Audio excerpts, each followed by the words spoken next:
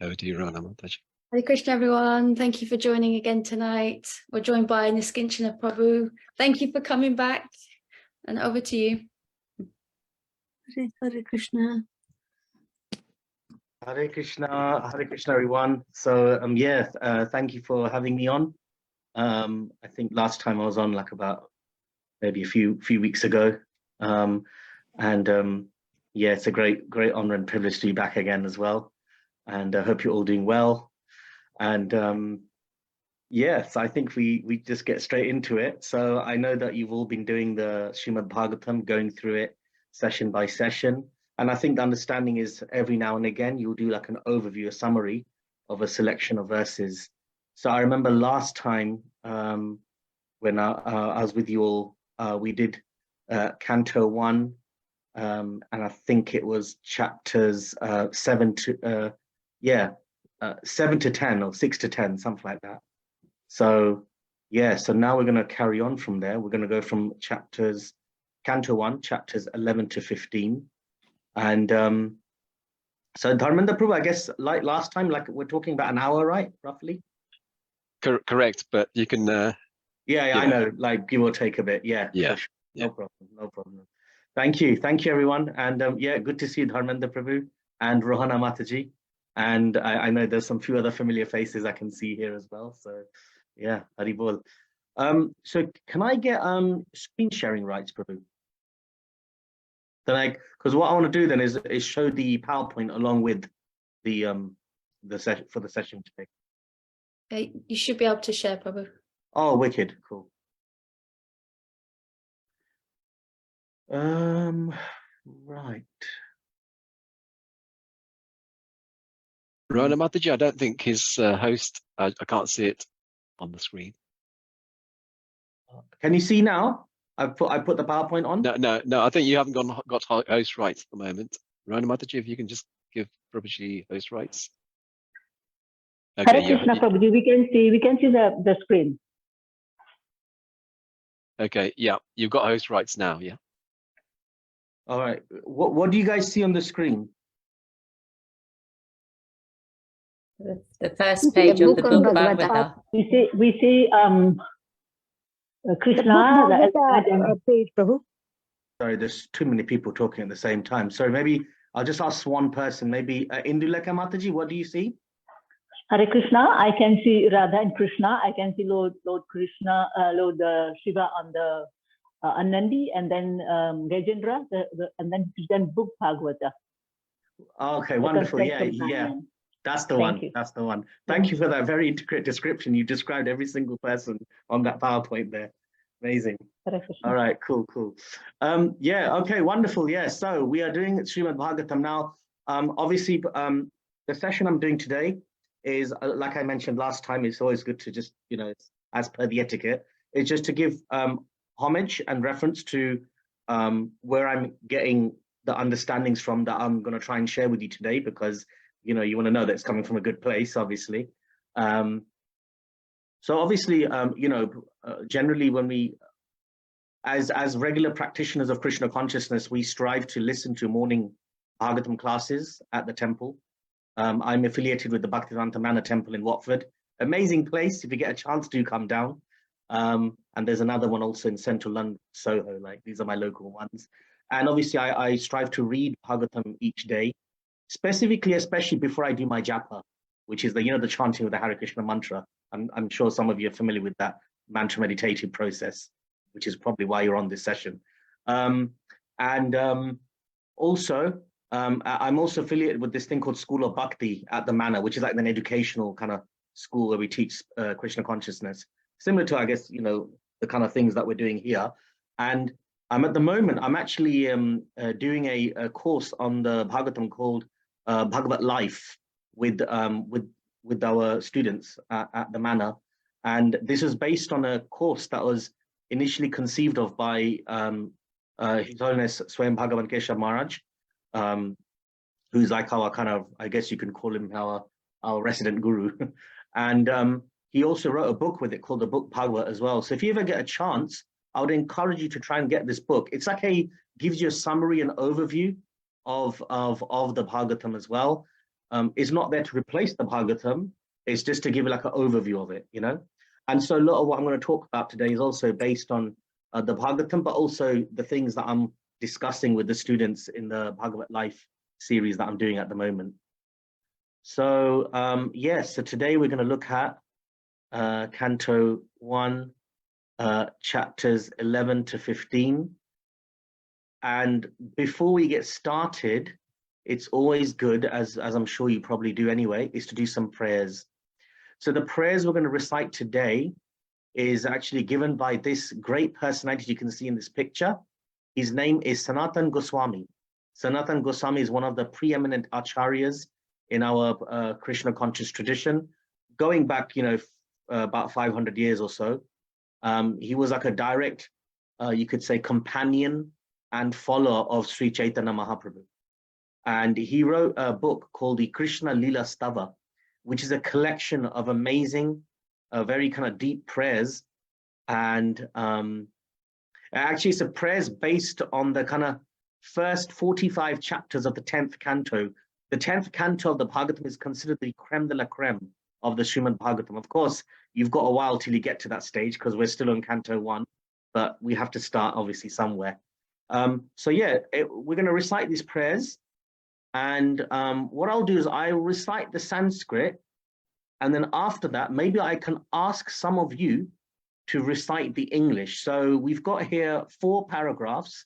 So if I can ask maybe Dharmendra Prabhu, if you want to recite the first paragraph, and then Rohana Mataji, if you want to recite the second paragraph, and then Snehal Thakkar Prabhu, if you want to recite the third paragraph, and then I'm just literally going by the photos I can see in front of me. Maybe Hema Mataji, I can see if you can recite the 4th paragraph. Yeah. Okay.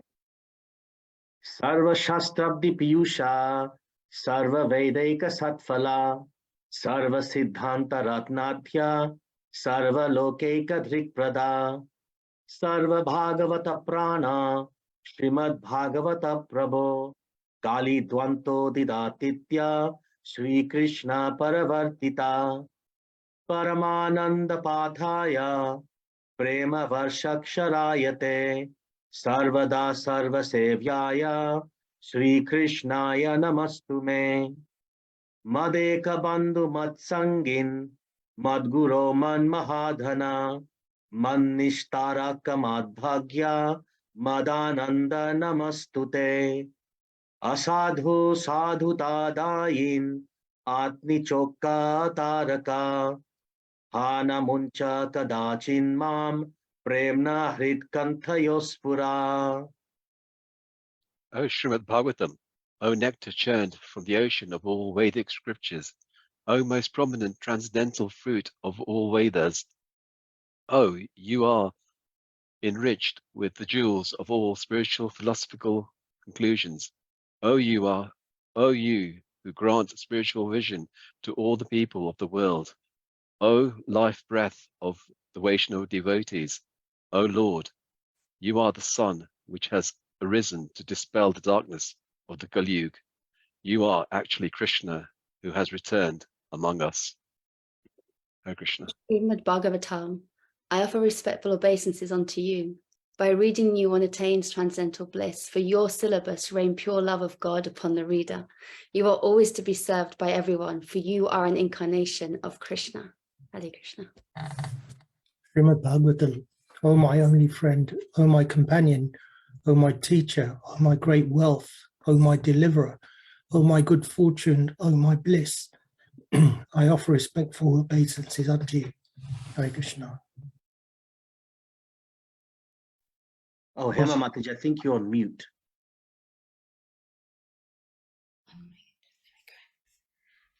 O Srimad Bhagavatam, O giver of saintliness to the unsaintly, O upgiver of the very fallen, please do not ever leave me.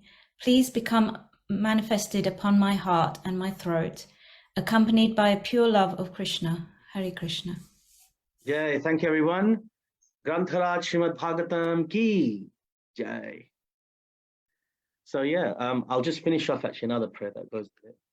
Om Jnanatimirandasya Gyananjana Shalakaya Chakshurum Militam Yena Tasmai Shri Guruve Namah. Namo Vishnupadaya Krishna Prasthaya Bhutale Srimate Bhakti Vedanta Swaminiti Namine Namaste Saraswati Deve Gauravani Pracharine Nirvishesha Shunyavadi Paschatya Deshatarine. Jai Shri Krishna Chaitanya Prabhu Nityananda Shri Advaita Gadadhar Shiva Sadi Gaura Bhakta Vrinda. Hare Krishna Krishna Krishna Hare Hare Hare Rama Rama Rama Hare Hare. Jai. So yeah, this is a beautiful prayers. And I remember we did do this last session as well. And so you can see that the first couple of verses, it's really showing the value of Bhagavatam, how it can dispel the darkness, the ignorance that we're succumbing to in this age that we live in, or just even being in the material world, under the modes of nature, under the conditions that we're subjected to, under all the karmic reactions we have to go through, right? But somehow this Bhagavatam, it gives us a vision. It's actually considered the crest jewel of all the scriptures. And you can see in the prayers, it even says, it's like the sun which has arisen to dispel the darkness of the Kali Yuga. Even each syllable gives light, right? And then you can see then obviously later on in the third verse, which I think Snehal Prabhu was going on talking about, it talks about, it's the only real companion we have in our life. Like, yes, we have family, but family will come and go. And that's not like being pessimistic, that's just a fact, right? We have friends, but they will come and go. We sometimes identify with our family, our friends, our community, our nation, but these things will come and go, or even our work, the position we have in our, I don't know, the company we work with or something, whatever it is, our occupation. But all these things will eventually go. Even our body that we're in right now will go as well. It's all unpredictable. You can't control it. It's just the life is transitory in that respect. But this Bhagavatam is giving us that is something that is eternal, that will stay with us, not just throughout our life, but even beyond, once we leave this place, right? It's the only permanent anchor that we have actually in life, the constant companion, right? And so therefore, whether we're going through happiness, whether going through distress or anything in life, the Bhagavatam gives us solution, it gives us comfort, and it gives us clarity. It gives us direction to life. That's why it's encouraged. Like if you look at all the great acharyas in our movement, right from olden times to modern times through Srila Prabhupada and his disciples, they're all essentially saying, make the Srimad Bhagavatam the soundtrack to your life. This should be the narrative to your life, So yeah, it's incredible. And I'm sure you're all appreciating it since you're doing these sessions week by week anyway.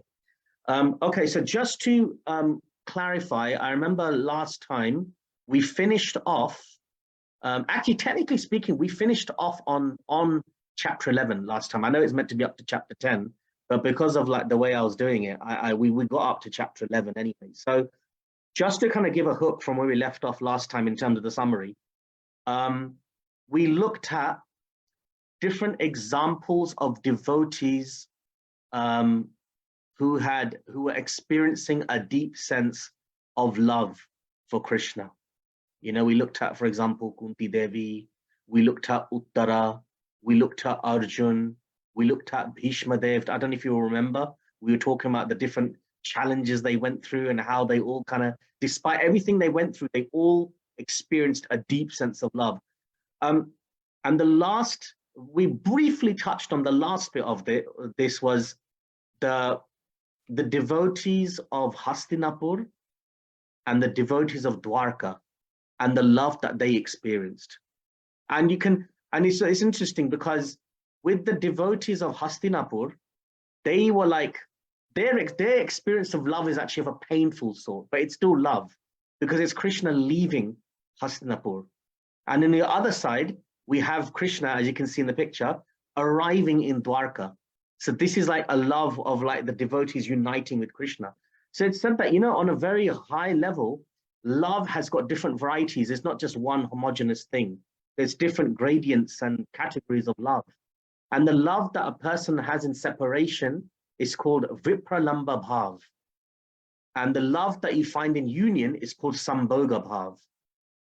So if we look at, let's say, if we look at the Hastinapur devotees, especially the ladies of Hastinapur, what kind of love were they experiencing? Was it Vipalamba Bhav or Sambhoga Bhav? Think about the narrative. Remember, the Kurukshetra war was finished, right? Yudhishthir is installed as the king. And so then now Krishna has been with them for all this time in Hastinapur and stuff, right? And now the Hastinapur ladies are experiencing love with Krishna. But is it Vipalamba or Sambhoga? I think it is Vipralamba because Krishna will be leaving them soon. That's right. That's right. Fantastic. Yes, exactly. Because the Hastinapur ladies, they've had Krishna near them for so long, during this time, tumultuous time in the history of Mahabharata. And now he's gonna leave them. Similar to how back in the day, Krishna left Mathura, Vrindavan, right? When he was a young boy. He got taken, he got taken from Vrindavan to Mathura by Akrura. And then all the gopis of Vrindavan, including, of course, the beloved, our divine mother, Srimati Radharani, they were all experiencing this deep sense of Vipalamba Bhav. But the scriptures do mention that this love can be the most intense form of love, So it's externally painful, but internally it gives you a very high level of ecstasy as well. And then, of course, you've got the, when Krishna then comes to Dwarka, then that's a love of union. Our beloved has returned. He's come back to us to unite with us. So that's Sambhoga Bhav as well. Both amazing, obviously. And we can see also in the last summary that we did in chapter 7 to 11, we looked at also a bit of the narrative behind Parikshit Maharaj's life as well as hearing of the love of the devotees like Arjun, Uttara, Kunti, Bhishma Dev, so on and so forth. And from this, we understand that the Srimad Bhagavatam, ultimately, its main focus is love, right? I mean, like George Harrison, he once wrote that, he wrote that song, right? It's in the Krishna book introduction, goes, all you need is love. And there's a song behind it, all you need is love. Da, da, da, da, da, da. I don't know if you've heard of that tune, but it's a very famous song anyway. Beatles, I think. Anyway, but that's actually what Bhagavatam is about. Srimad Bhagavatam Pranayamalam Prema Pumartha Mahan. Prema Pumartha Mahan. It's all about love. Okay. And we can see that obviously one of the main personalities we really kind of focused on, I think last session, was also Kunti Devi. Because there's so much that Prabhupada himself has written about Kunti Devi. In fact, whatever Kunti Devi went through, she never wavered from her devotion to Krishna. In fact, whatever pain, obstacles, and sorrows she went through, it actually ended up just strengthening her connection to Krishna. And she wrote these amazing prayers in devotion to Krishna, even to the point where she mentioned that no matter what kind of obstacles I may go through, let them come, because then through that I can just get closer to you. And Prabhupada had a great appreciation for Krishna because he actually took those prayers and then wrote a whole book out of it called, the prayers of Queen Kunti, which is like one of the major books in our ISKCON tradition, So yeah, I think, there was lots that we learned from these, these personalities. Through Kunti Devi, we learned how we need to adjust our expectations. And we also learned that, how do we strengthen our devotion to Krishna despite going through so many obstacles, is by also taking shelter of the teachings that the Bhagavatam has to give us. That's why Krishnadas Kaviraj Goswami said, Siddhanta bolyachite nakara alash, iha hoite Krishna lage, Shruti manas. Siddhanta bolyachite nakara alash. Siddhanta, don't be alash, lazy, when it comes to studying the Siddhanta, our spiritual philosophical conclusions. Because by doing that, your understanding of Krishna will develop, and through the Didamanas, your mind will become strong. The mind becomes fixed by strong understanding. So yes, we should partake of the prasadam, and we should partake of the kirtans, and the festivals and the associations and the sanghas and the services that we may end up doing in our spiritual life in Krishna consciousness. But let's also make sure that we strengthen our minds through understanding the teachings as well. And it's not that austere, it's actually very fun, because thankfully in our teachings, there's so many wonderful stories and stuff. So it's not just like, hardcore philosophy. The philosophy is obviously very much mixed with all the different histories and pastimes as well,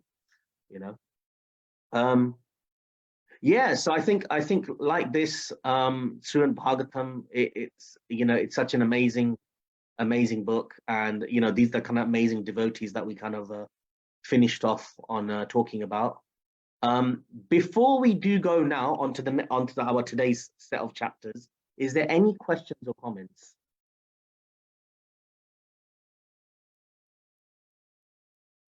We're all good, huh? Good. Okay.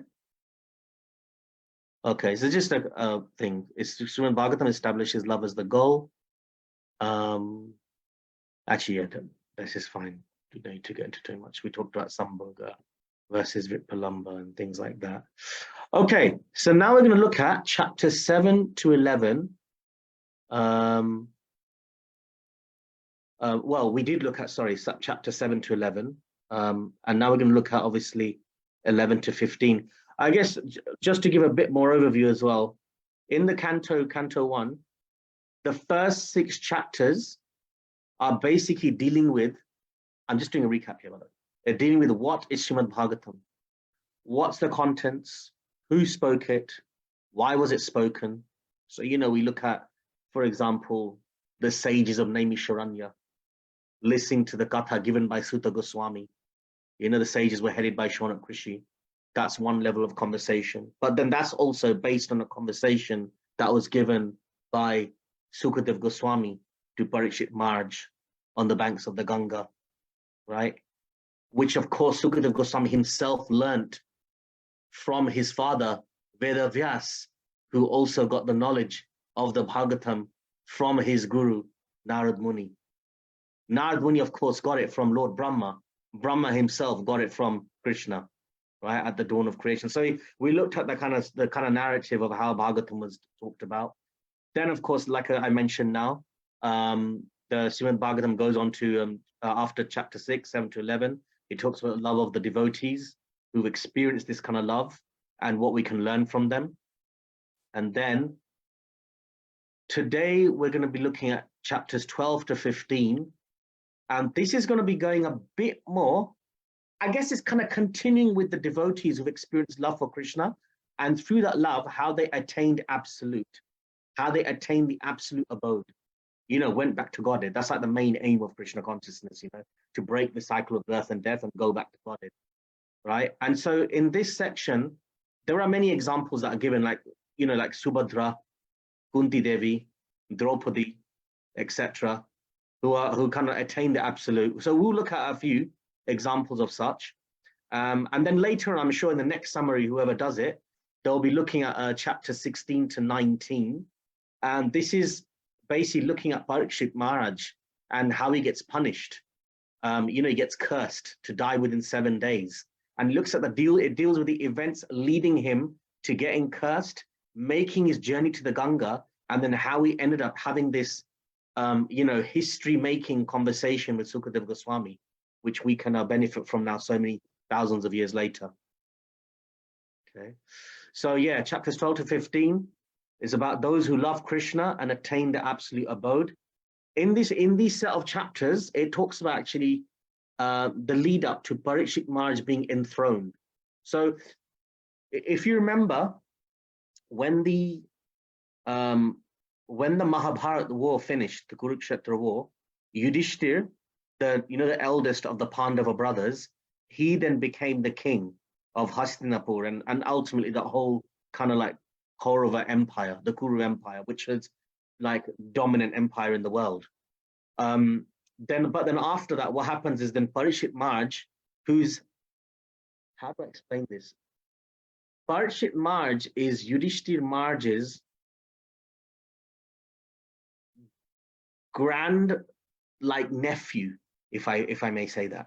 Yeah, he's Parikshit Maharaj, he's Yudhishthir Maharaj's grand nephew, because Yudhishthir Maharaj's younger brother Arjun's son was Abhimanyu, who got killed in the war, and Abhimanyu's son was Parikshit Maharaj.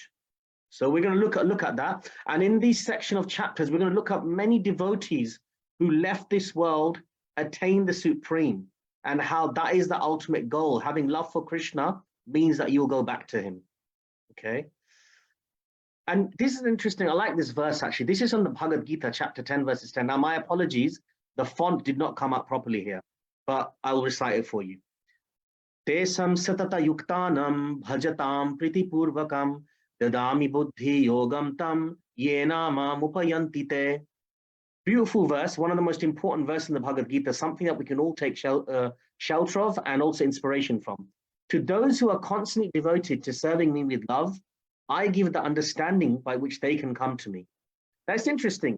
The way in which you get to connect with Krishna, it's not through how rich you are.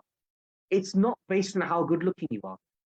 It's not based on how many likes you've got on your Facebook account, you know, and it's not even based on how clever you are and whether you've got loads of like degrees and PhDs after your name. And it's definitely not based on what kind of position you've got in your company right now that you're working for. No, what's going to help you to connect back with Krishna is the love by which you serve him, right? The love. I remember once when I was serving this great devotee. He's a disciple of Srila Prabhupada, and unfortunately he's left now. He left during COVID. His name was Pankajamri Prabhu. He was actually one of the head priests of ISKCON Mayapur, which is one of our spiritual headquarters. I'm sure some of you have heard of it. And he actually even once said to me that, you know, you do realize the main thing that's going to help us get back to Krishna is mercy. It's his mercy to help us to connect back to him, right? Don't think that it's your ability to master the philosophy that's going to make you go back to Godhead, right? Who are we? How good are we actually in our ability to do anything? How good are we in even like when we chant? Like, who can honestly say right now, like, yes, when I chant my rounds every day, I chant completely purely with no other thoughts in my head, completely attentively, offenselessly, fixed, you know? I mean, okay, if you're someone like Haridas Thakur, then fair enough, you know, or one of these great acharyas, but I think a lot of us who are still very much under the modes of nature, maybe we're not on that pure level yet. But what's going to help us is the endeavor. So it's the endeavor to try to serve Krishna, try to connect with Krishna, to even try to do the process is actually what Krishna's looking at. And the Krishna will look at it and think, look at this young devotee trying to get connecting with me. Let me help them. You know, it's almost like the example is given, like, you know, when a little kid draws a nice little Mother's Day card for their mother on Mother's Day, and it could be like a picture, you know, saying, I love you, mom. And the picture's not even very good. It's done with crayon, and it's like a ball with a stick on the end of it with some scribbly lines on top, which is like the mum's hair and stuff. And then, but, you know, when the mum receives that card, the mum is like thinking, well, the mum's not exactly thinking, oh, what a rubbish drawing. Do you call this a piece of art or something? No, the mum's going to be thinking, this is beautiful. I love this. You know, I'll put it up on the wall. You know, so this is kind of our position. We're like babies in the spiritual life, but we shouldn't be disheartened by that. We should understand that if we just constantly serve with a good heart, with a mood of trying to be sincere in connecting with Krishna, he will connect with us. He will accept us back. And a lot of the devotees we're going to look at today in these chapters exemplify that as well. Okay, so there are so many examples of devotees leaving and going back to Godhead. You know, they say, so this is an interesting thing. There's we've got Mahabharata, Ramayana. I think you've all heard of these books, right? These great scriptures. And of course, right now we're looking at Srimad Bhagavatam. So there's various differences between them, but it's said that Mahabharata is a book on how to live. How to live. So that means, how do you live in this world, right? Dealing with the complexities of this world, balancing different relationships. You know, one of the main kind of like, I guess, themes that Mahabharata deals with is dharma. What is duty? What are the different categories of duty? Like, you got Manusha Dharma, that's just the general dharma of a human being. There's Swadharma, there's dharma according to your own particular nature, you know, your psychophysical nature, your what they call in Sanskrit, your varna, right? There's a dharma, your Stri Dharma, the dharma of womanhood. There's Jati dharma, the dharma according to your station in life, your community. There's Raj dharma, dharma related to politics, diplomacy, governance, right?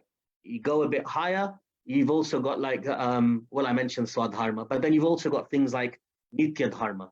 What is your eternal duty for all human beings to make a success of their lives? So Mahabharata is very much about how do we live in the world. It's probably the, if not, no, I wouldn't say probably, it is the best book on human psychology and relationships. It said actually everything that is in the Mahabharata, there's nothing outside of in the world that is not in the Mahabharata, basically. So how to live, that's what Mahabharata's about.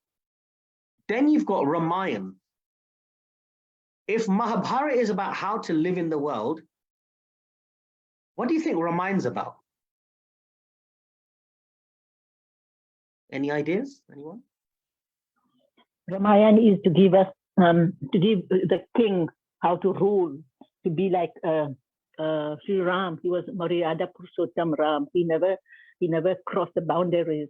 He was an exemplary son, exemplary brother, exemplary husband, exemplary king.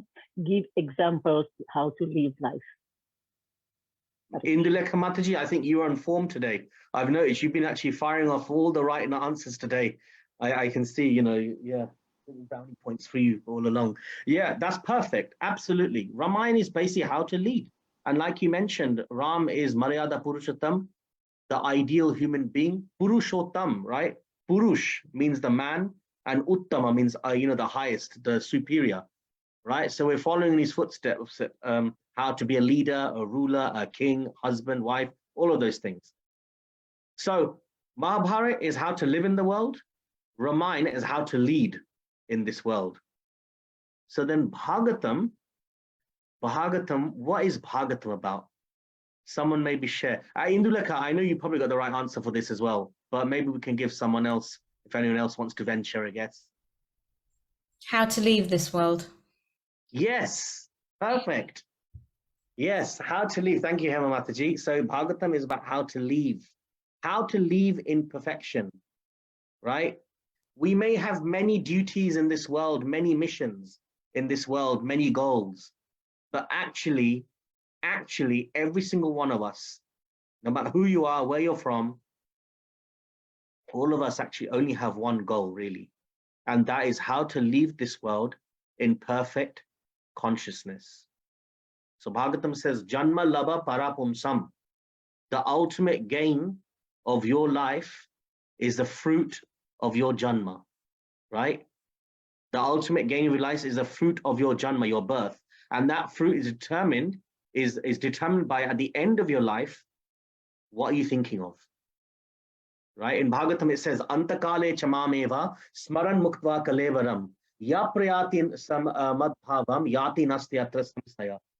For those whoever remembers me at the end of this life will surely come to me. If you can actually think of Krishna at the time of death, you can break the cycle of birth and death, break this whole never-ending vortex of going from one body to another in this material world, and actually go back and be reinstated in eternal constitutional position in the spiritual world, which is what actually your soul is meant to be. You do realize this material world is not actually your natural environment. It's like being a fish out of water, because the soul is eternal. It's full of knowledge, it's full of bliss. But when you're trapped in this body, that soul's natural tendencies cannot be expressed properly because this body limits us. That's why we know that this body, no one wants to die, no one likes to die, because it's not natural to the soul. Even though we know intellectually that this body will die, but no one wants to embrace it. We want to live forever because it's the soul's nature. But that will happen when you break the cycle of birth and death and ascend from this material realm. Okay. So therefore, yeah, I mean, there's that famous quote by Mark Twain, that famous author, who said that the two most important days are the day you were born and the day that you find out why. Right? But also we can argue, I mean, Keshav Maharaj, he actually argues that no, the most important day is also the day that you die, because what's your consciousness then at the time of death? Yeah. So yeah, we can look at some examples of such people who managed to leave this world in that kind of perfect consciousness as well. Okay, so we're going to look at, okay, so in chapter 12, there's example that is given of Parishit Marj, I'm sure you're all getting familiar with now. Chapter 13, this is an interesting one, Dhritarashtra. Dhritarashtra generally is not seen as a, how can I put it, one of the kind of classic loving devotees. He was very much a complex character. I'm sure you, for those of you who know Mahabharata, will know that he wasn't exactly like just, he had issues, put it that way. He had his issues. Then you've got, okay, this is interesting. In chapter 14, it looks at Krishna himself leaving this world. Leaving in the sense that, I mean, he's God, so he doesn't like leave in the way that we would, but let's put it this way, he unmanifests his pastimes. So we're going to look at what do we learn from that? This is obviously from the Mahabharata, when, you know, and Krishna, after the whole war is done, and then I don't know if you know, but the Yadu dynasty itself, or, you know, the dynasty that Krishna belonged to, also had its own kind of like internal war, which is also huge. And then the Yadu dynasty got destroyed, and Krishna then realized, okay, I've done my pastimes, the lessons have been learned. Now I can come from this pastime, wrap it up, you know? And then, of course, again, we're revisiting that great devotee here, Kunti Devi as well. Yeah, Kunti Devi. And of course, in chapter 15 as well, we look at Pandavas, Draupadi, and, well, yeah, Subhadra as well, to some extent. Okay, so we look at Parishit Marj. So chapters 7 to 15 of the Bhagavatam Canto 1 mirror what's happening in the Mahabharata. Okay, so Krishna, Yudhishthir, Pandavas, when the Mahabharata war is finished, they all go to see Bhishma Dev. Okay, they all go to see Bhishma Dev. He's still on the bed of arrows. And Yudhishthir, you know, he's really feeling bad because the war's finished, but so many people had to die in this war. So, and, you know, he's a very compassionate person, you know. So he feels bad that, you know, for him, so many people have to die, and it's a massive load on his head. And then Krishna actually comforts him, and Krishna looks at him and said, you must rule. You must rule. You did what you had to do for the sake of the long-term stability, goal, and future of mankind. And yes, you have killed many enemies valiantly, like a true Raja Rishi. Raja Rishi means like a saintly king, right? But now you have to kill the enemy of your own mind, right? That's my will. And according to my will, I want you to take up this position, okay? So then what happens is Yudhishthir Marj, he takes up the rulership of Hastinapur. And then eventually we know that boy that we talked about in last summary session, and I'm sure you've been looking at him in detail since then, that boy that was in the womb of Uttara eventually takes birth, and everyone is overjoyed. All the priests and brahmanas, they come to the royal household, and, you know, they give their predictions. And, you know, in those days when a baby is born, the priests, the brahmanas, they would also look at the astrology of the child, what's in store for him, what kind of character he will have, what kind of qualities he will have, all those kind of wonderful things. So does anyone know what kind of qualities Parishit Marj had? Anyone like to share?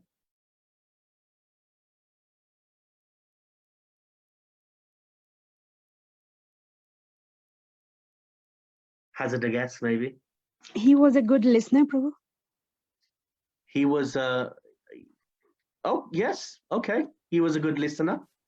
He was Can a I good try, Prabhuji? examiner. Sorry, he was Examiner, yes. Huh? Yeah, he was a good examiner. Yes, very good. Who said that? Meena. Oh, Meena, thank you. Yeah, absolutely. In fact, I'm sure you probably know this from the sessions.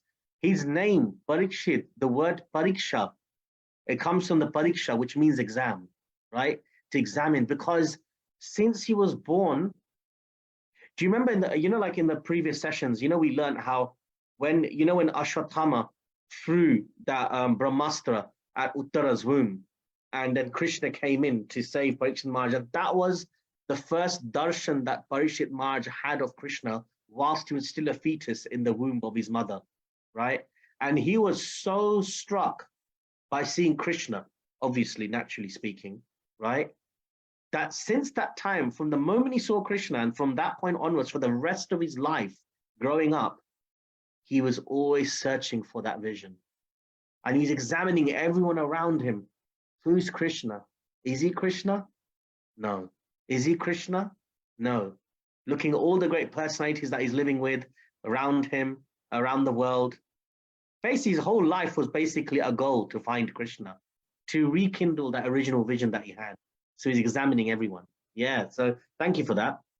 So, okay, so I'll share here. So they basically, according to Bhagavatam, the priests and the Brahmanas, they mentioned that in Dharma, he will be like Lord Ram. In fame, he will be like King Bharat, right? This is Bharat, the great king. You'll actually come across him in Bhagavatam soon, in the next few cantos, right? After which the whole Mahabharat is named and the land of Bharat is after his name, right? King Bharat. In archery, he will be like his grandfather, Arjun. And in protecting the population of the world, of his empire, he will be like Maharaj Ikshvaku. But there's one more thing though. He will be cursed to die in 7 days and leave the world. So he'll be cursed when he grows up, and that curse will take place in 7 days from when it gets uttered, and he'll have to leave this world. And it's interesting actually that, Parikshit Maharaj himself was aware of this growing up, because this was a prediction that was made of him. So naturally, as he's growing up, he would know about this. But he never let it get him down. He never fell into depression or anything like that. He never let it overshadow him. In fact, he even mentions that, my name, one of the names of Parikshit Maharaj is Vishnu Ratha, because he's protected by Vishnu. Because, when he was in the fetus in the womb, Krishna came. Vishnu is Krishna, basically, right? So he says, after all, my name is Vishnu Ratha. Krishna protected me in the womb. So why would he not protect me throughout my whole life? It's okay. Whatever has to come, has to come. Doesn't matter. Because I know that I'm always under Krishna's shelter, right? Otherwise, so this is basically Parikshit Maharaj's, the sort of cards that he was dealt with. But overall, despite that, it was a very auspicious, you can see that it's a very auspicious start to his life. And he would be a great king, carrying on the glory of the Pandavas, right? Until, of course, the curse comes.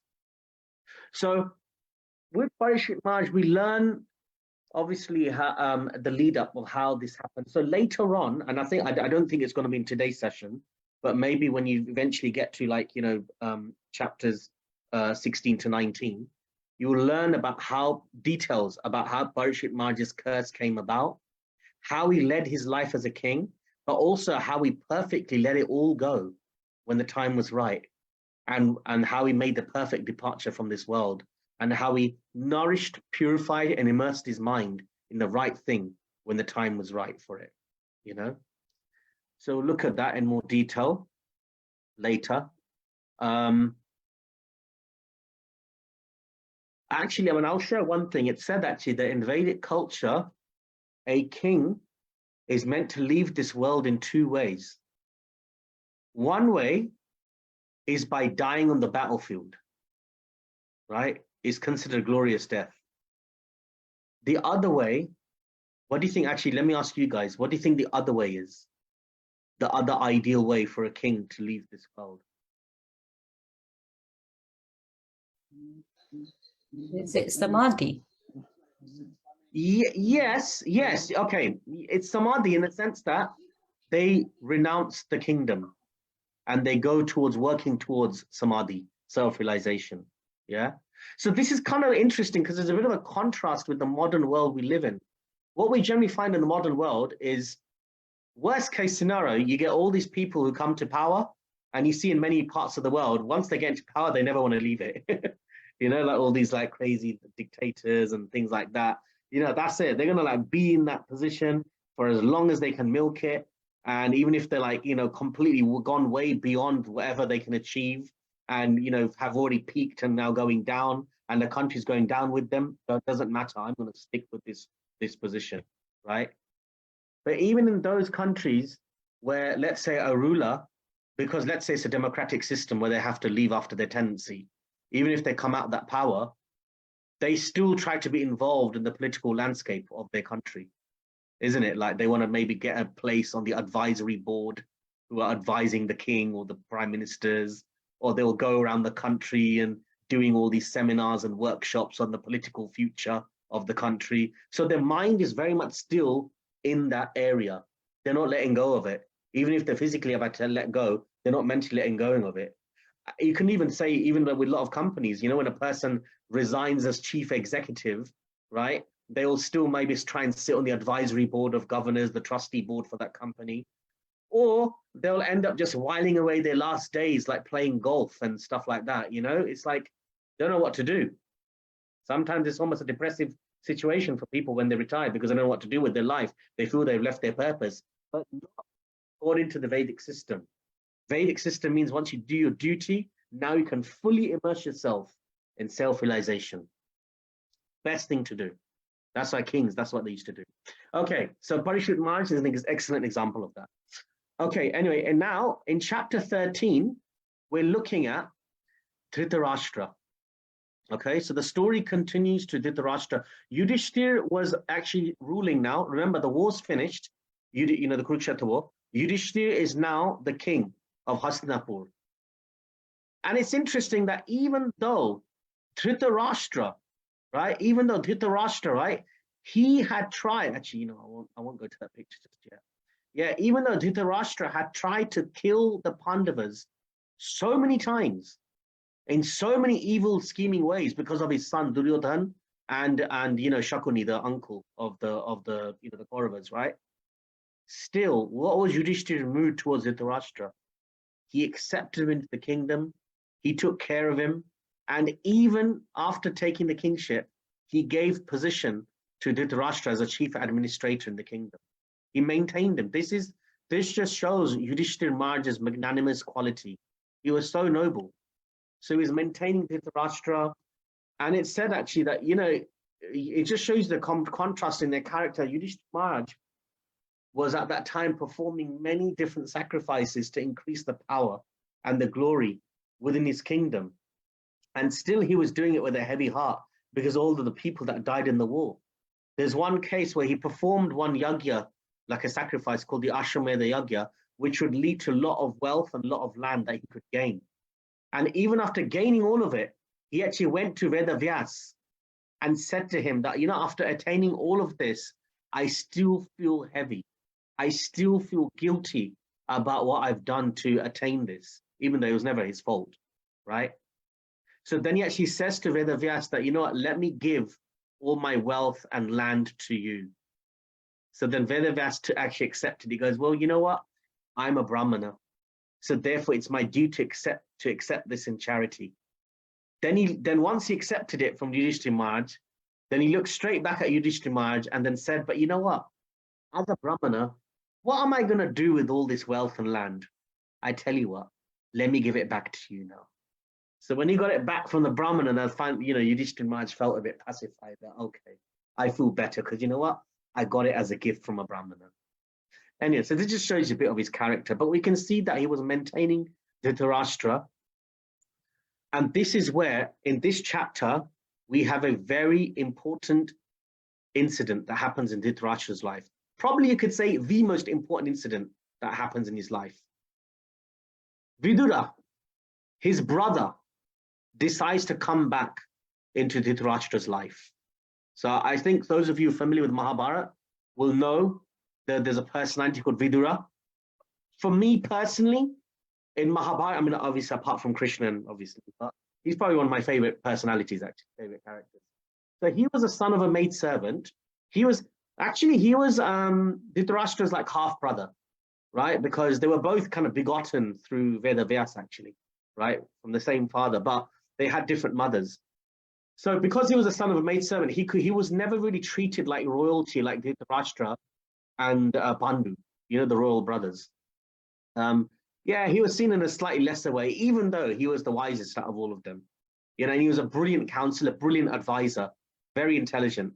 And it actually, before the Pandavas went to war, or even actually before the war itself, when the Pandavas went into exile, you know, after the gambling match, Vidura actually said to Dhritarashtra that I've tried to help you now in so many ways.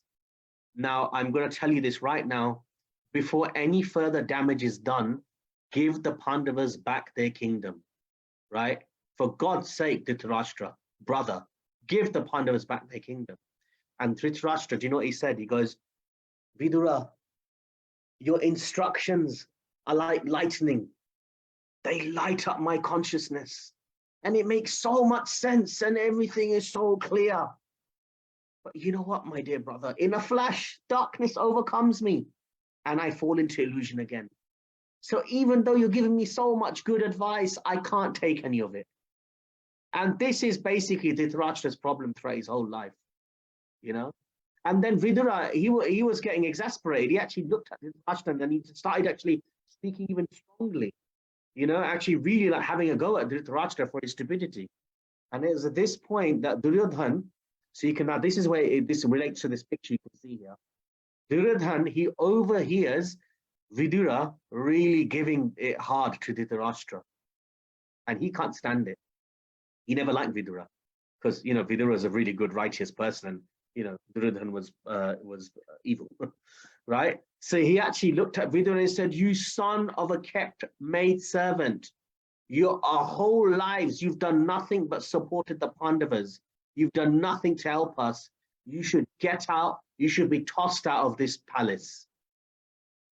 And so when Vidura heard these words, he realized enough is enough. I don't need to be here and I don't need to listen to all this nonsense. I've done my best for so many years to help this kingdom and help my brother.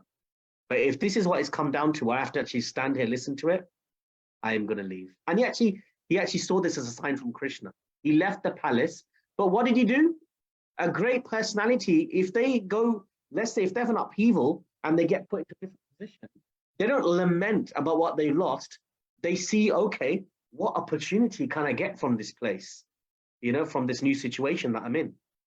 You know, say for example, Krishna might arrange for you to go from one role to another, one job to another, one position to another. Instead of thinking, oh no, I was doing so well in that, I had such a great prestige position, now I have to leave. No, you think, okay, no problem. You know what? New horizons in my life now. What can I do? And so what does a devotee do? Goes on pilgrimage, yatra. Like in modern day, you know, us in Krishna consciousness, every devotee, I think, you know, like they try to make it a point of going to like Vrindavan each year or Mayapur, especially during Kartik time, and, you know, Jagannath Puri maybe, all these kind of things. So in those days, Vidura, yeah, he went on pilgrimage. So that actually is interesting. When after the Hastinapur stuff, after the whole gambling match, when the war started, Kurukshetra war, right, Vidura was away, you know, doing pilgrimage, meeting all these great saintly people, talking about high-level things like Bhagavatam and Krishna consciousness, and meeting all these great sages and munis everywhere, like Maitreya Muni and Uddhava. And many years had passed. Many years had passed. The war had finished. All the Kauravas were slaughtered. Pandavas are ruling now. And then finally, after all these years, Vidura decided to come back to the palace to give his brother Dhritarashtra one last chance. One last chance. After all the stubbornness of the years where Dhritarashtra didn't listen to anything that Vidura said or did, finally Vidura said, no, you know what, let me try with him once more. And this actually shows that Vidura was actually a real friend of Dhritarashtra. Okay? He actually thinks to himself that, you know what, maybe if I go back one last time and explain the purpose, the real goal of life, then maybe he will repent. Maybe he'll understand what actually this life is about. So we can see from this that he never gave up on him, right? He never gave up on him. And this shows you the characters of a Vaishnav, right? If you look at both Yudhishthira and Vidura, by the way, Yudhishthira and Vidura also loved each other very much as well, you know. They both had been insulted, mistreated, experienced so much negativity. And often, actually, interesting that negativity came from Dhritarashtra over the years, but they never held a grudge. They were just ready to forgive. And so then they give Dhritarashtra another chance. And this is why a Vaishnav, one of the qualities of Vaishnav is Shama, means forgiveness. One of the things we can learn from this, because, you know, we have to look at, okay, this is Vidura and you know, he's displaying such high level open-heartedness. What do we learn from this from our lives? Well, one thing is they were ready to forgive and forget. Okay. You see, the goal of life is not to remember all the bad things that happened in your life. Because if you hold on to all the negative things in your life, I mean, let's be honest, look, we're all living this life. I'm pretty sure, not trying to be presumptuous here, but I'm pretty sure every single one of us on this call has experienced some negative things in our life, or feels that we've been treated badly or whatever in some way or another in our life, right? That's just the way it is. But if we hold on to them, and if we keep holding to them year after year, you're not going to be able to develop love of God. That's a fact. You know, 15 years ago, he said this to me. When I was a child, yeah, that kid was horrible to me. And yeah, I remember, oh yeah, you know, all those years, the way my dad treated me, or my mom said this to me. And last week, my boss said this to me. And the other day, my friend said this remark to me. And oh, I did this for him 20 years ago, and they're still ungrateful. They don't even acknowledge what I did for them. A Vaishnav does not think like that. All the negative things. The goal of life, like we just mentioned in the previous slides, right? Antakale chamameva smaran muktva kalevaram. The goal of life is to remember Krishna, is to remember the love that Krishna is sending us at every single moment. Can you imagine if someone like Kunti Devi, imagine she could easily have had a chip on her shoulder for everything that happened to her life. Or Draupadi, can you imagine what Draupadi went through, right? So many devotees, right? But no. Each time they were remembering the love that Krishna was giving them, right? Every single moment. So what are we going to remember, right? We have to remember the love that Krishna shows us at every moment in our life, not just all the negative things that happen in our life. Because what will happen is if we hold on to the negative things, okay, I'm conscious of the time, it's 9 o'clock now. I'll try to, start ace it up a bit now, right? The lesson is if we hold on to the negative things that are in our life, then our consciousness is going to get hijacked by the negative thoughts, and we won't have space for love that Krishna has for us. And you know what? We're going to carry those negative thoughts with us, which is going to then end up determining what kind of life and what kind of personality we become in our next life. We don't want that, right? We don't want that. As hard as it may be, we need to let go of the negativity in our life. Whether we got justice or not, hey, look, I mean, I'm all for justice. If you can get justice or whatever in some way or another, great. But you know what? Don't rely on that. Ultimate justice is Krishna. Even if someone did something to you wrong or not, or did do something good to you or bad to you, let it go. You're alive, you're in one piece, you're under Krishna's shelter, you got opportunity to connect with Krishna. That's all you need to do, right? And yeah, maintain yourself to keep your mind and body and soul together so you can eat, have a roof under your head, over your head, right? Basic amenities, and just use this life to focus and connect with Krishna. That's all you need to do, really, right? So Yudhishthira and Vidura, they just forgave. This is the quality of a Vaishnav. Never closes the door anyone. So that's why Vidura, again, I'm coming back to the fact that he tried to, one last time, see if he can help his brother. So he came to Hastinapur. Yudhishthira and the Pandavas were so happy to see him. And Yudhishthira actually said to Vidura, Bhavad Vida Bhagavatas Tirtha Bhuta Swayam Vibhu. You are such a Bhagavat, such a Vaishnav, a spotless character. You're like a walking place of pilgrimage. Just by being in your presence, people's consciousness gets sanctified. But you know, Vidura, I mean, he appreciated it, but he did not get quite comfortable with all the accolades because he knew that he was on a mission. He needed to help Dhritarashtra in the last stage of his life to gain spiritual perfection. Though he goes up to Vidura, he goes up to Dhritarashtra, and this is where it says that Vidura was a saintly person, and the word saintly in Sanskrit means sadhu. I'm sure you've heard of the word sadhu. Sadhu also means one who cuts. Shanta eva sachindanti mano vyasana mukti bi. Right? Vidura looked at Dhritarashtra in public, not even in private, one-to-one, in public, in front of everyone. And he said, my brother, look at your situation. You're degraded. Your family's gone. Your health is gone. Your body's going. You have no honor. You have no position. Your time is being lost. Look at you, your throat, you're coughing, right? You're being maintained like a dog by your master. And now your time is being lost. Get out of here. Get out of the palace. Go to the mountains and attain spiritual perfection. He cut him completely. It said that a Vaishnav is harder than a thunderbolt and softer than a rose. In other words, they can speak very strongly, but they can, and obviously they can speak very sweetly. It says that in the Mahabharata, a Vaishnav's words can be sharp like a razor, but understand that their heart is always soft like butter. Whereas a politician's words can be soft like butter, but their hearts are like hard like razor. The other way around, basically. A Vaishnav's heart is actually very caring, but when they need to utter tough truths, they will. Okay?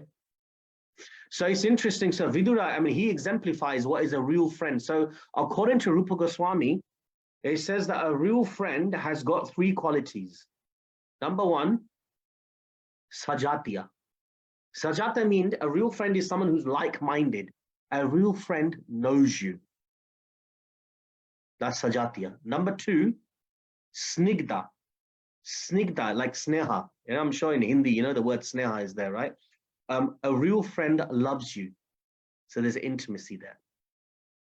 And finally, number 3 is ashraya, shelter, right? A real friend has some spiritual advancement that can help you spiritually.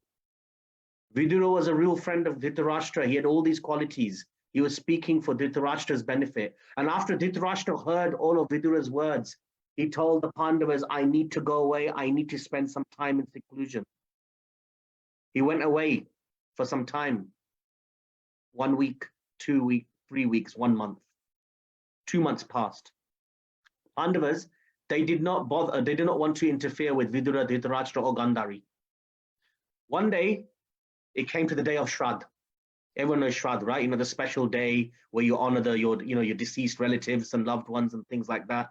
We even do it to this day. The Pandavas thought to call upon the elders.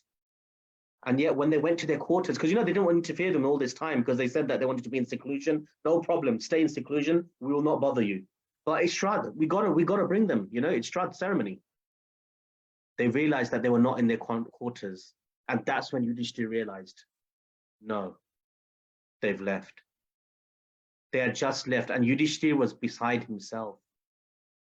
And this is an interesting thing. You know, Yudhishthira's character, it shows here that when Dhritarashtra left, he had no malice towards Dhritarashtra, even though Dhritarashtra treated him so badly in his life.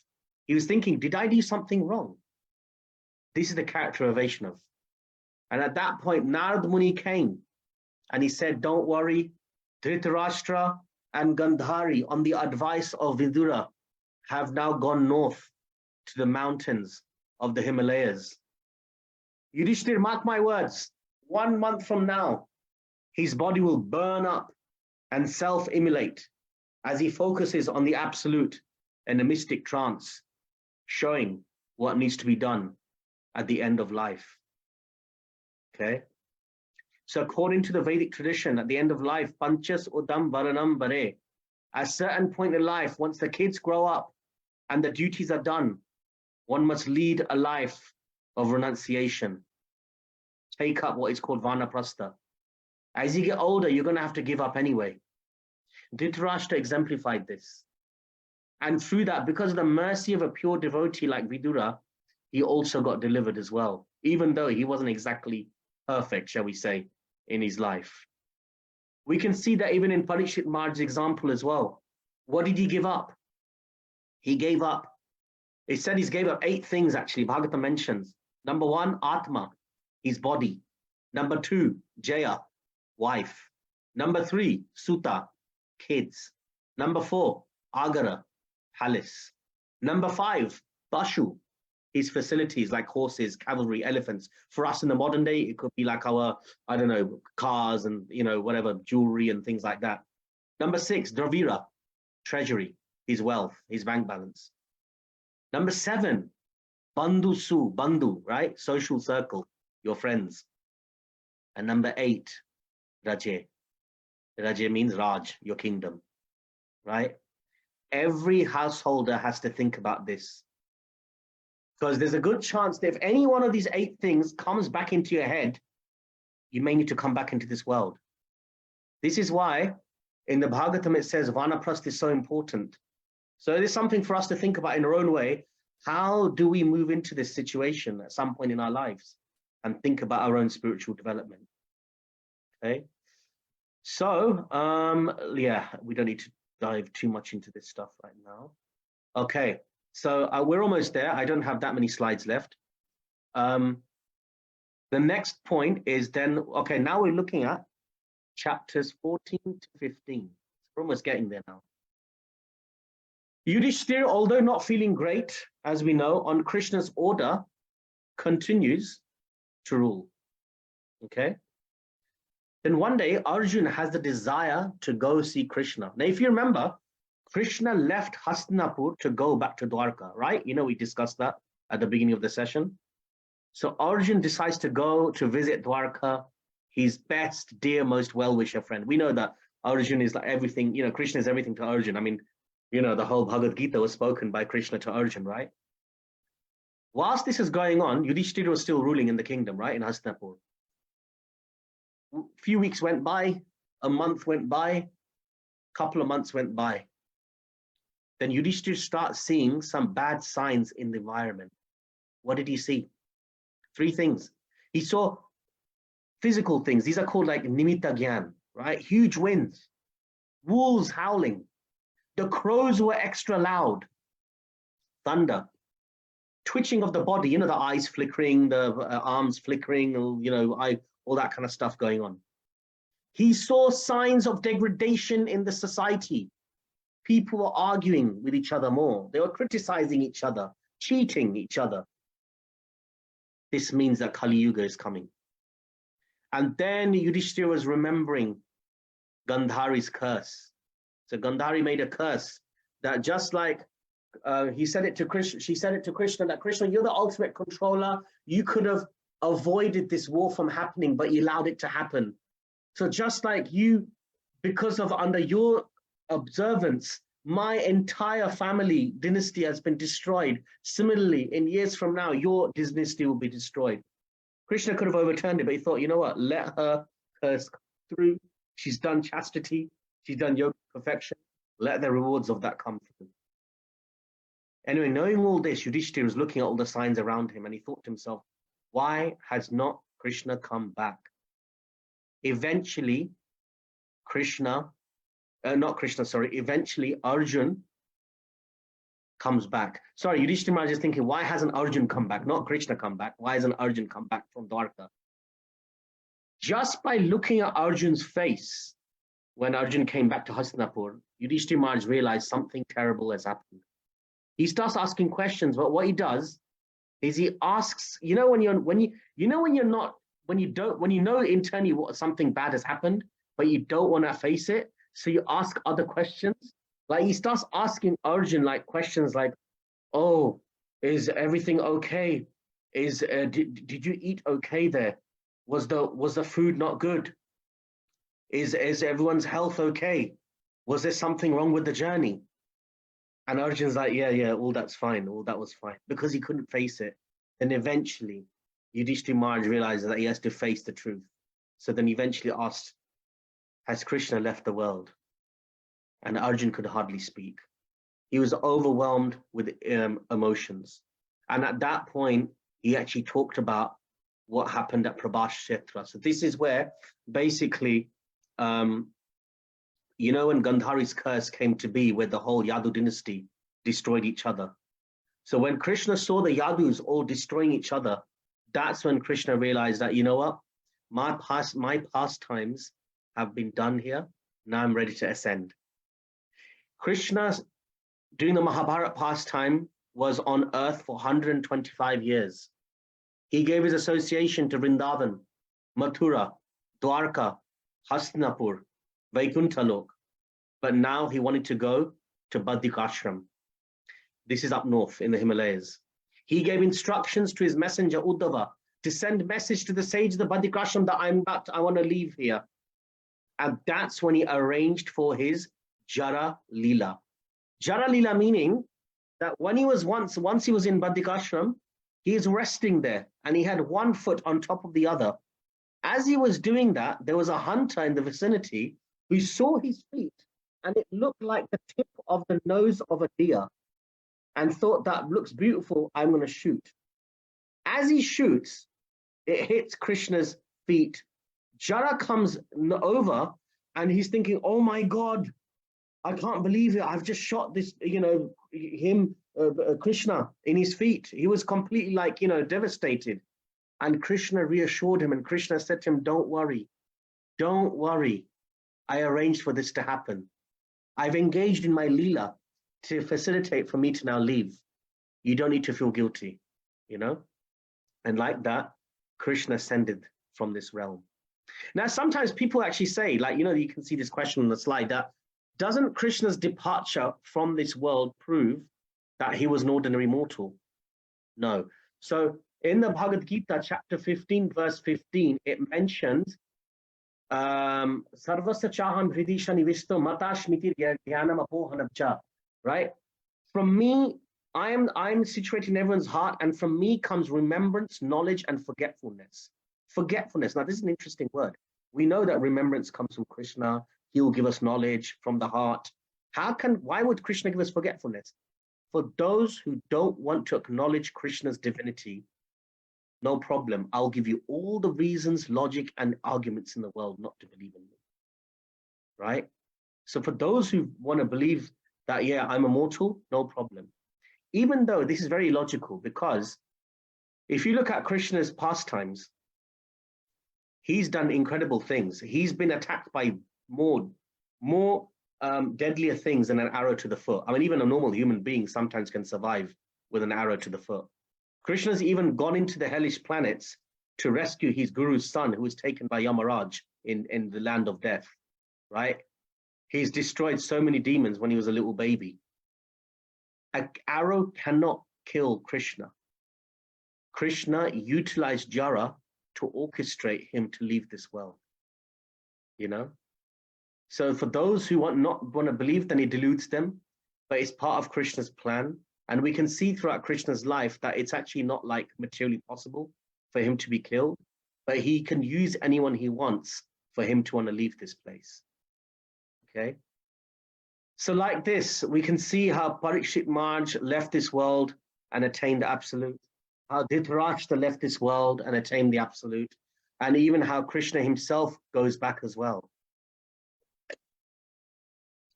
Okay, then finally, and this is, I think we're going to finish here. After Krishna left, the Pandavas, they did not have the will to stay on. Krishna was the best friend, the protector, the charioteer, the messenger, the life and soul of the Pandavas. By this time, Parikshit Maharaj was getting older now. He was pretty much an adult. He was powerful and he was a great devotee. So then the Pandavas installed Parikshit Maharaj on the throne. And what they did, this is interesting, right? So in Hastinapur, they installed Parikshit Maharaj on the throne. He was a son of Abhimanyu, who was a son of Arjun, as you can see from the box, right? And then in Mathura, they installed Vajranab. He was Krishna's great grandson. So, you know, I mentioned in the previous slide that the Prabhas Kshetra, where Krishna saw the entire Yadu dynasty destroying each other. No one really survived that, but one of the few surviving members was Vajranab. Okay. And then obviously, like we mentioned before, for a Kshatriya, for a warrior, there are only two ways that one leaves the world, either on the battlefield or renouncing for a higher spiritual consciousness. So the Pandavas decided that they're going to now go north. They're going to ascend the higher realms. So they're dressed in humble rags, left behind the kingdom. It's fine. It's in good hands. It's in Parikshit Maharaj's hands now. They go to the Himalayas, and as they're going, a dog starts to accompany them. They climb the hills. Draupadi fell. As she was falling, Bhima looks back, and they're all marching ahead on the hill, and then Bhima looks at Yudhishthira, and Yudhishthira Maharaj is just calmly walking ahead. And Bhima goes to Yudhishthira, my brother, look, our wives fell. What's going on here? Not even looking back, Yudhishthira Maharaj goes, yes, she fell because she was flawless in every way, but she had one fault. She was partial to Arjun. And then they carry on. And then Sahadev fell, the youngest Pandava. And then Bhima's like, oh my God, what did Sahadev do? He was wonderful. He was innocent. He was full of goodness. And then Yudhishthira Maharaj goes, yes, he was wonderful, but he was proud of his knowledge. And they carry on. Nakula fell. Yudhishthira Maharaj said, he was proud of his beauty. Then Arjun fell. And so Bhima is really like getting, like agitated here, like, why would Arjun fall, And then Yudhishthira Maharaj said, yes, he was proud of his archery. Well, actually, there's two versions here. One is that he was proud of his archery skills. The two was that he made a vow that he's going to kill all the Kauravas in one day, but he didn't actually manage to do that. So that's why he had to fall for that. And then finally, it's just Yudhishthira and Bhim and this dog. Then Bhima slips and then he falls. And as he's falling, he's actually screaming up at Yudhishthira saying, why me? Why did I fall? And then Yudhishthira Maharaj said, because you were a voracious eater. And when you ate, you were insensitive to others' needs. Then finally, Yudhishthira ascended the heights with this dog. And then Indra, the lord of the demigods, he appears. And the heavens open, and Indra says to Yudhishthira, welcome, but I must ask you, you must leave this dog. And Yudhishthira Maharaj said, no, this dog has come with me through all this journey. I am not going to give up my dharma, even if it means that it restricts me from entering these higher regions. I will not give up this dharma. And at that point, that dog transformed into Yamaraj, the god of death and justice. And Yamaraj said, well done, Yudhishthira. This is one of your final tests. You may now enter the heavenly regions. And after he entered the heavenly regions, it's actually said that he saw Duryodhan, Shakuni, Karna, all these, not Karna, sorry, Dhritarashtra, all these people in the heavenly region. And he's thinking, what about, this is wonderful, but where are my dear associates, like my mother, Kunti Devi, and my brothers, and Draupadi? And then Indra said, are you sure you want to go to them? And he says, yes. So he takes Yudhishthira to another horrible place where the whole scene changes. The sky changes and the environment changes. It becomes all like horrid. And he could hear the voices saying, Yudhishthira, help me. Here's Bhima's voice saying, help me, help me. Arjuna's voice comes up saying, I'm suffering here. Kunti Devi saying, my dear son, please stay with us. And Yudhishthira Maharaj goes, fine, you know what? If this is where my loved ones are, I'll stay here. I don't need to go back. And then again, the whole scene changes around him again.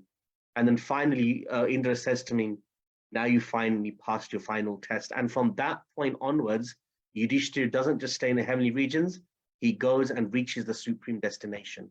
He attains Godhead. I mean, that's one amazing way in which one leaves this world, So this test of death, it's for everyone, right? It's leaving this world is around the corner for all of us. So through these chapters, the Bhagavatam is reminding us how to face it, how to detach from the material world, how to get attached to Krishna. And actually, not just these chapters, Every canto, every section, every chapter is teaching us how to get detached from this world and get attached to Krishna, right? Even with Dhritarashtra, we can see this. And you know what? It doesn't matter what you've done in your life. Doesn't matter even you have not even lived a perfect life. Look at Dhritarashtra. With Dhritarashtra, with all of us, we have the choice to say, this is not how the story is going to end. We can turn the ship round at any time. We can turn to Krishna at any time. Even Lord Ram in Ramayana said that even if Ram would accept, if Ravana would turn towards him, sorry, I'm going to just cancel. Hang on. Even if Ravana, even at the end of the war, like, you know, just before the war is about to start, if Ravana was to turn to me right now, I'll accept him. So we can learn that with all these personalities, some of them are good from the start, some of them got reformed, but Krishna is there for everyone. Even if at the end of your life, if you decide to turn towards Krishna with an open, clean, sincere heart, he'll accept you. Okay, so I think I'm going to adjourn here. I think that's pretty much takes us to chapter 15. So I guess the next summary will be from 16 to 19, I'm guessing, right? End of the canto, whoever does that. So yeah, thank you very much. I don't know if we've got time. I'm conscious we've gone a bit over time, but I don't know if there's any last comments or questions, or maybe I'll hand over to Dharmendra or Rohana if you guys want to decide what to do. If anyone does want to ask a question, please raise your hand. Prabhu, at the end of your life, though, although you may have done everything, it's up to Krishna would ultimately sanction that, so he would make you remember. So can you say a bit about that in terms of, because I've read something that, you know, that even if you're going through this process, you'd still need Krishna's mercy at the end of your life to help you remember him. That's true. Okay, so yeah, look, there's two aspects to it. We should do the best we can to try and remember Krishna at the end of our life. The odds are this, look, if you practice Krishna consciousness sincerely throughout your life, right? And that's how we've been giving this whole lifestyle, this whole process where, you know, we've got japa to do, but then not just a japa, because japa was like what, let's say for a regular practitioner of Krishna consciousness, their mantra meditation will take, like, let's say 2 hours in the day. But then what are you doing with the rest of the hours? Okay, you're working. What can you do to remind yourself of Krishna doing work? How do you offer the results of your work to Krishna? And then all the other ways we offer our food to Krishna, so it becomes prasadam. That will also help to elevate our consciousness. We read Krishna books. We listen to Krishna music. You know, we engage our senses. We end up associating with devotees. So our social circle, our life, our activities, where we spend time on a weekend, on weekdays, where we go on holidays, it ends up getting intertwined with Krishna, basically, right? This is all wonderful. And the fact is, if one does this, that puts you in a very good position for at the end of your life, when you're about to leave this place, to remember Krishna, right? Because what you're putting into your mind throughout your life will result in the cumulative impression of what your mind will think of at the time of death. You know, the classic example that I always give is of, like, you know, YouTube, right? You know, whatever videos you look up on YouTube day by day, when you go onto YouTube again, the recommendations, you know, algorithms, will make it so that you will end up getting similar videos to what you've been looking at. It's not even YouTube now. I think it's everything now, right? Everything you go on the internet, or Netflix, this and that, everyone is just like, you know, they're just like according to what you've been watching. So therefore, if you can immerse your mind as much as possible in Krishna thoughts, Krishna thinking, Krishna stuff like that, then the odds are, yes, your mind will end up thinking Krishna.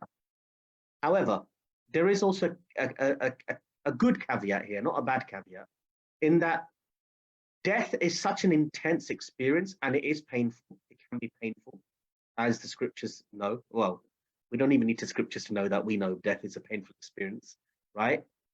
Sometimes if you're not, let's say at the time when you're about to leave, able to focus your mind on Krishna for whatever reason, but if you have been sincerely practicing throughout your life, it's said that Gauranga Mahaprabhu, as in Chaitanya Mahaprabhu, who is Krishna, will come into your body and drag your consciousness out. and take it back with him. And that's completely Krishna's mercy, even if you can't remember him. That's literally his prerogative. He has his discretion. If he wants to do that, he can do that. Ultimately, you're right, though. It is completely up to Krishna. But look, if Krishna sees our endeavor, and even if we're not perfect, he will accept it. Sometimes, and you have to understand, sometimes if Krishna decides not to take you back this life, but keep you here, two things to consider. One is nehabikrama nasasti pratyavaya navidyate. Whatever devotional work that you have done, it doesn't get lost or diminished. You will carry on from where you left off. You also have to trust in Krishna. If Krishna decides to keep you here for another life, it could be maybe he wants to do something through you in this world, right, before he takes you back. Or B, there may be certain things in your life, maybe like certain things in your consciousness that you need to clear out before you can fully be taken back. Certain things that, because Krishna knows us better than we know ourselves. So he knows that if there's certain, like sort of things heavy in our heart that we still haven't managed to let go, he wants to give us the opportunity to clear it out and come back, But we have to also trust in Krishna that he knows what's best for us. But if we do what is right by Krishna, 100% he will take us back. That's a guarantee. Prabhupada himself said that's a guarantee. Does that answer the question? Yeah, thank you very much, Prabhu. I think I was just asking for general people as well, to be honest, because I think I've read it up, and we've got another person wanting to ask a question. It's Kathy. Kathy, would you like to unmute yourself and ask a question, please? Hare Krishna Prabhu, can you hear me? Yeah, Just if you about, can speak a bit louder, please. Okay, hold on, let me disconnect my earphone. Is it better? Yeah, that's better. Sorry? Yeah, that's better. Okay. Hare Krishna, please accept my humble obeisances. All glories to Prabhu who gave the class and all the assembled devotees. I actually wanted to ask because I heard the story about Vidura, and it made me wonder because I had earlier today a conversation with one of my friends, and we were talking about Krishna consciousness, about the scriptures and this and that. And I started studying Bhakti Shastri as well. And suddenly she said to me, oh, I don't think the scriptures are right. And I was asking her, like, why do you think so? And she gave me her reasons. So I kind of tried like, okay, but I understand how you feel, and maybe try to look at it from this perspective. What do you think of that? And, just try to make her understand or something. And she just started becoming offensive, and it went like completely different direction.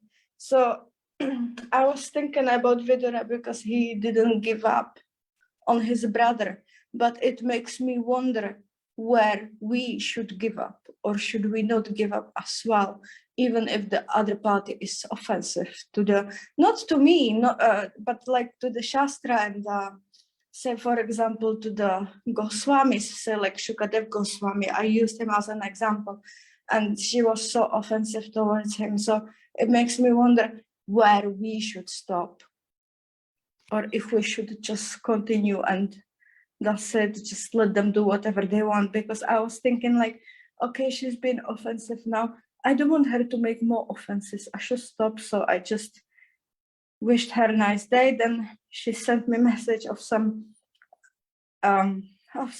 texts from different religions which are not very Krishna conscious. So I was like, okay, let me leave it here. That's it. So I was wondering, should we continue or should we give up in situations like this? Thank you. Yeah, thank you, Kathy. A really good question, actually. And this is something I think a lot of us may have to deal with at some point in our lives, with loved ones, friends, family. Obviously, because it's the question you asked is of a personal nature, so I guess it would require a bit of private, like not understanding of the ins and outs of the situation, the dynamics you have with this person. But just for the sake of this forum, okay, I'll start with Vidura and then I'll relate it to maybe on a practical level. Yeah, so Vidura, if you look at what he did, when Dhritarashtra was in the height of his, let's say, offensiveness, when Duryodhan was cursing him in the household before the war started and everything like that, Vidura made a call. He decided, you know what, I'm not going to stay here now because these people are being very offensive, and I know that they're in such mode of ignorance right now that my words are not going to permeate through. Let me come out of this situation. And because he judged where Dhritarashtra was at in his consciousness. I know this sounds crazy. This sounds quite interesting, right? Sometimes, I know this sound, hopefully this is not going to sound too controversial, but sometimes suffering is good for people because it makes them humble. Sometimes when we see suffering, I know our mood is to try and help them to come out of the suffering, but especially when proud people go through suffering, sometimes it's worthwhile just to kind of let them be in that situation, because they end up becoming humble or this and that. They end up kind of like becoming a bit more, calmer and cooler and whatever it is. Whereas when we're in the height of the situation, then whatever you try to help them with may not always work. Vidura knew Dhritarashtra well enough to know, though, that even though he had a lot of negativity in him, there was still some level of goodness in him. There was still some level, somewhere deep down in Dhritarashtra, where he still kept an ear out to listen to Vidura, to what he had to say.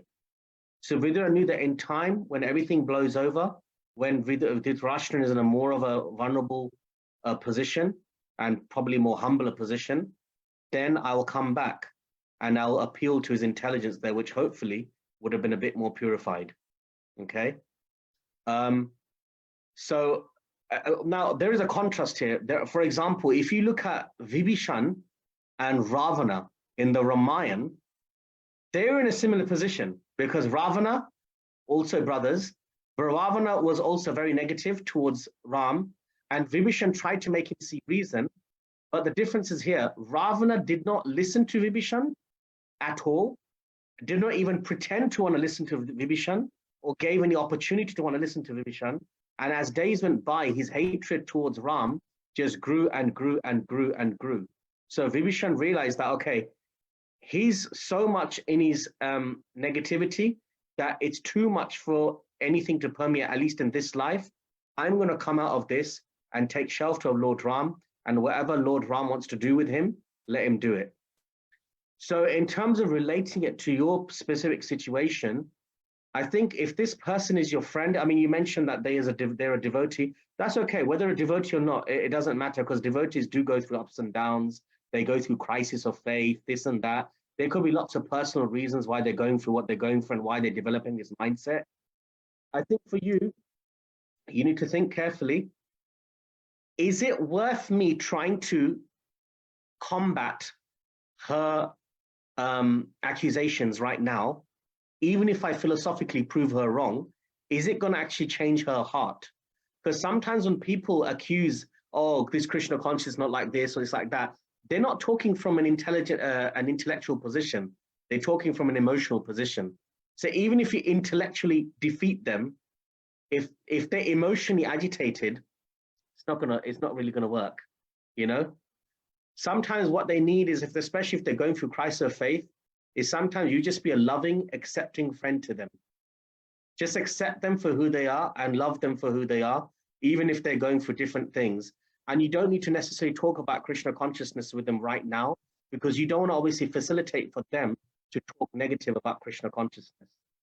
If you feel that they're going to talk negatively right now with you because they see you as a devotee, someone they can like offload on, then maybe just keep like a bit of a distance, but keep praying for them. But if you can have an arrangement with them where you can look, we're still friends, let's hang out together. Let's just, let me give you, help you in whatever your life issues you're going through, without having to bring in Krishna all the time, right? If they see you as being a loving person, that will speak volumes to them. And eventually over time, they may actually then consider that, whatever it is, this person has been with me through thick and thin, whether I believed in Krishna or not. So I appreciate them for that. And through that connection to Krishna, it can eventually get mended again, Does that make sense? And I think that applies just to dealing with friends and family and loved one. Sometimes to be a good devotee and connect people to Krishna, you have to not necessarily be the direct, give them like full on Krishna. It's just being nice with them and being good with them. And then they appreciate on a personal level. Then eventually they think, you know what? They're so good to me. They're so nice. I think there is something to what they're doing in this KC that actually is really nice. Let me find out myself what it's all about. That may happen soon, or it might take years for that to happen. But you just have to be a loving, good friend to them. Because ultimately, being a Vaishnava is not even about being philosophical. It's about actually character. Are you developing the characters of a Vaishnava? Truthful, humble, forgiving, all these kind of things. Well, there's 26 qualities, right? If you can show these qualities, that's what's going to touch people's heart. And once they accept you, then you can give them philosophy later.